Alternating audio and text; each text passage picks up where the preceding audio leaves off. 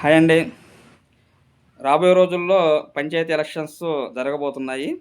ఖచ్చితంగా జాండ్రపేట పంచాయతీ సర్పంచ్‌గా ఇరపని రామస్వామి వాల్మీకి బోయ ఖచ్చితంగా పోటీ చేస్తున్నాడు. ఈ మాట ఖచ్చితంగా గుర్తుపెట్టుకోవాలి. ఖచ్చితంగా పోటీ చేస్తున్నాను. సర్పంచ్‌గా పోటీ చేస్తున్నాను. ఒక్కటి మాత్రం స్పష్టంగా చెబుతున్నాను. మొత్తం మా ఊర్లో 9,000 ఓట్లున్నాయి. 16 వార్డులుండాయి. మహా అయితే నాకు నీతి నిజాయితీగా ఎన్ని పడతాయో నాకు తెలుసు.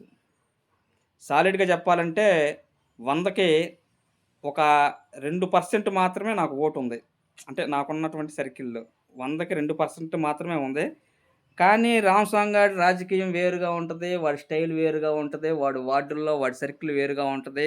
లేడీస్‌లో వాడి ఫాలోయింగ్ వేరుగా ఉంటుంది. యూత్‌లో వాడి స్టైల్ వేరుగా ఉంటుంది. రాజకీయం చేస్తా. జాండ్రపేటలో ఇరపని రామస్వామి సర్పంచ్‌గా కూర్చోపోతే బాంచేత నా డాబా మీదొట్టు. గుర్తుపెట్టుకోండి.